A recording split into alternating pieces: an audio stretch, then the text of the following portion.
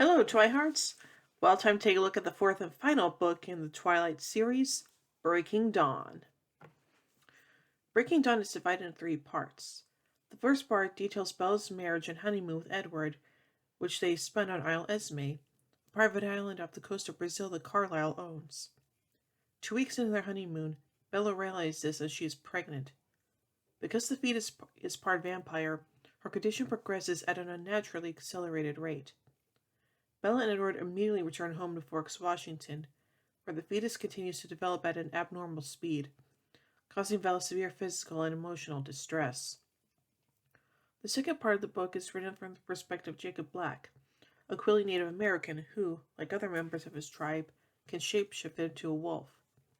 Knowing Bella's wish to become a vampire, he is immediately suspicious when she returns from her honeymoon and the Cullens keep her father, Charlie, from seeing her.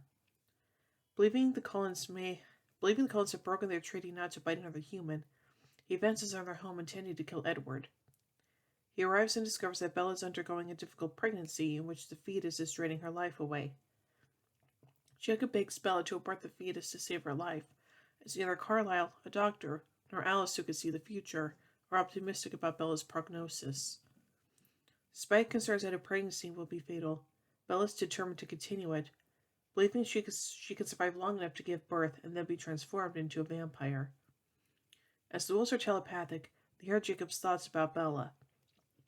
Fearing Bella would give birth to an uncontrollable, bloodthirsty child, they want to kill her and the fetus.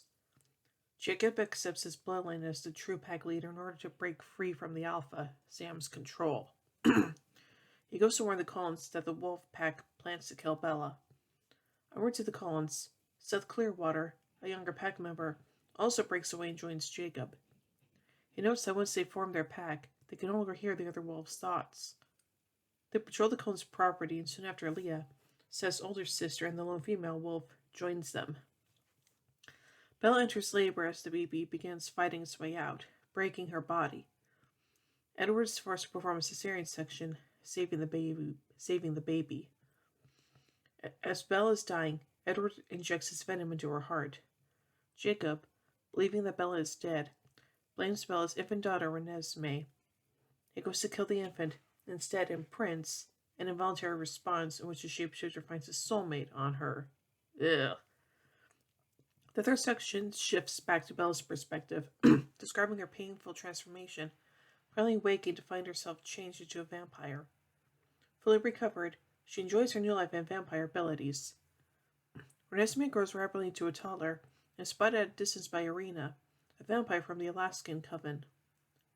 Misidentifying her as an immortal child, a human child who has been turned into an uncontrollable vampire, Irina presents her allegations to the Volturi, who outlawed the creation of such creatures. As the largest and most powerful vampire coven, the Volturi see Renesmee and the Cullens as a threat and plot to destroy them. Foreseeing their arrival, the Cullens gather other vampire clans from around the world to stand as witnesses and prove to the Volturi that Renesmee is not an immortal child. Jacob's imprinting on Renesmee has forged an unbreakable bond of mutual protective pact between the Cullens and the Quileute, ending the hatred between them. As local and foreign vampires arrive, the Cullen House becomes the headquarters and training ground for these sort of vampires and the Quileute wolf packs. Upon confronting the gathered Cullen allies and witnesses, the Volturi discover that they have been misinformed on Renesmee's identity and execute Irina in an unsuccessful attempt to instigate a full battle. The Volturi bring up the Cullens' pact to the Quileute wolves and the uncertainty of Renesmee's future in an effort to further provoke hostilities, naming her as a possible threat to the secret existence of vampires. Alice and Jasper, who left prior to the gathering of the Cullens' allies, returned with a Mapuche called Nahuyel, a 150-year-old vampire-human hybrid like Renesmee. With him is his biological aunt, Julian, who explains that her sister fell in love with a vampire and became pregnant with his child, though she died in childbirth. When Nahuyel was born, he bit his aunt and made her immortal. Nahuyel proves that hybrids pose no threat, and the Volturi agree to leave the Cullens alone. The Cullens and their allies return to their homes in peace, realizing that the Volturi may one day return.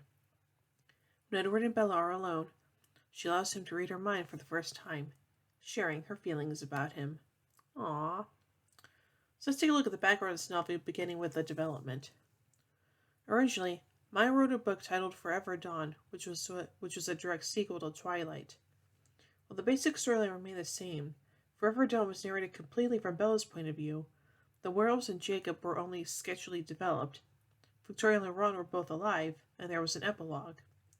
Maya wanted to say that she may post some extras someday if I ever have time to go back through the Forever Dawn manuscript. It's just as long as Breaking Dawn. The part that Maya took the longest time to write of Breaking Dawn was a half chapter describing 3 months after Bella's transformation into a vampire, because the amount of time per word put into that section was probably 10 times what it was in any other part of the book. Maya liked to write minute by minute, but didn't think it would be exciting. Maya decided to include the pregnancy in her story while she was reaching vampires. Early in 2003, I came across the legend of the incubus, a demon who could father children. Bella's insistence to not let her child die was inspired by Maya's reaction when asked if she would let one of her children die so she could live, which was to deliver the child no matter what the consequences were.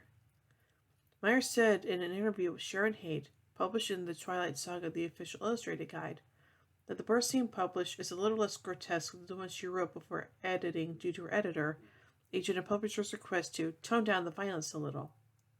She stated that Bella's pregnancy and childbirth for her were a way to kind of explore that concept of what childbirth used to be in the past, acknowledging they were taking Bella in a new direction that wasn't as relatable for a lot of people. Concerning the subject of relatability of Bella, Maya admitted that she had lost some of her relatability due to the character when she became a vampire, and said, "Every point up until that point in the story, the transformation, I would say I could step into the story right here, and I could do everything she could do, which made it really fun."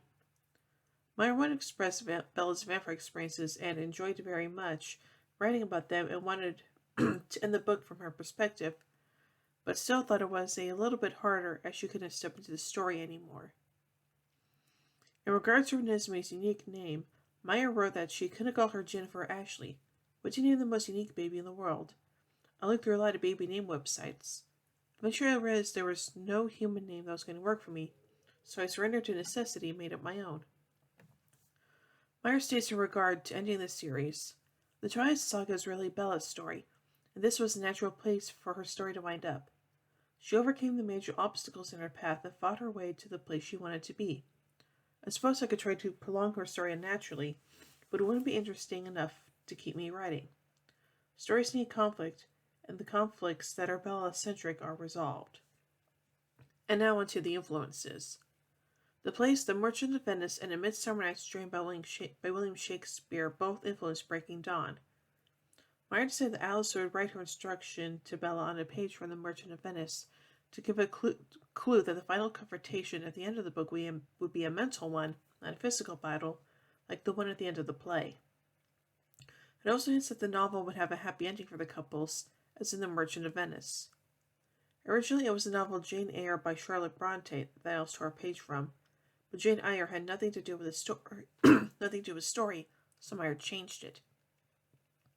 The idea of imprinting, which existed in Forever Dawn, was inspired by A Midsummer Night's Dream.